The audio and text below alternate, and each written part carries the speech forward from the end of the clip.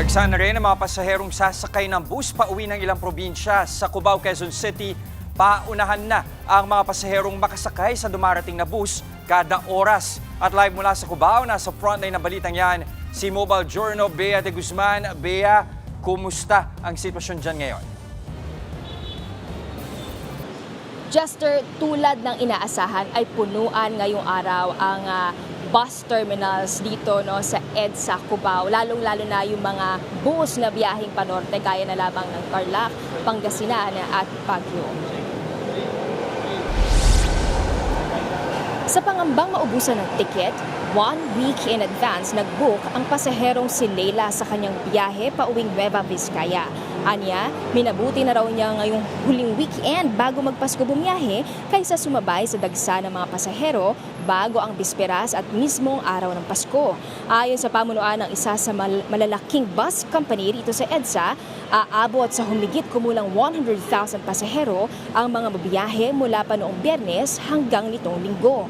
Karamihan ng terminals na nakausap natin ay mayroong bumabiyaheng bus kada 30 hanggang 1 oras. Bukod sa reservations online, tumatanggap rin naman sila ng walk-in passengers. Sinusuguro rin ng pamunuan ng bus na hindi magiging matagal ang waiting time ng mga pasahero dahil sa sapat na bilang ng mga nakahandang bumiyahe. Pagdating naman dito sa Araneta Busport na biyaheng Calabarzon, Mimaropa at Bicol, first come first served ang sistema.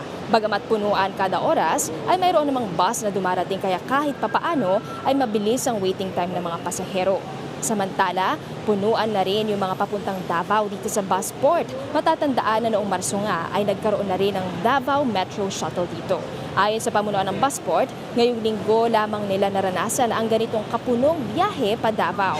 Ang kada ticket ay nagkakahalaga ng 5,170 pesos. Fully booked na ang 43 seating capacity ng mga Davao-bound bus ngayong linggo, pero tumatanggap pa rin sila ng 3 hanggang 4 na chance passengers. Jester, inaasahan na madodoble pa simula bukas ang dagsa o dami ng mga pasahero dito at sinisiguro rin ng mga bus companies, iginiit nila na sinisiguro nila ang kaligtasan ng mga pasahero dahil nakakondensyon ang lahat ng kanilang mga sasakyang gagamitin. Yan muna ang update. Balik sa iyo, Jester. Bea, may estimate ba sila kung magtutuloy-tuloy yung dagsaan ng mga pasahero hanggang bagong taon o bahagya ba yung hihina o onte kahit papaano ilang araw bago magbagong taon at saka na lang ulit dadami?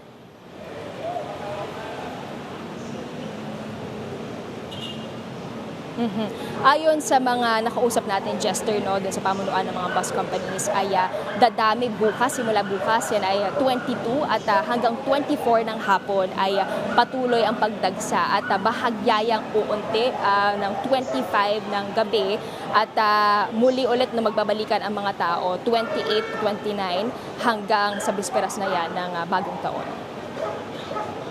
Yan sa mga kapatid natin, maganda na lalo sa mga habol pa ng biyahe ngayong Pasko at bagong taon. Maraming salamat, Bea de Guzman, nagulat live mula sa Cubao, Quezon City. Mga kapatid, Jess De Los Santos po, ang inyong kasangga sa paghahatid ng balita para sa may alam at may pakialam. Para sa tuloy-tuloy na makabuluhang balitaan, mag-follow at mag-subscribe na sa social media pages ng News 5.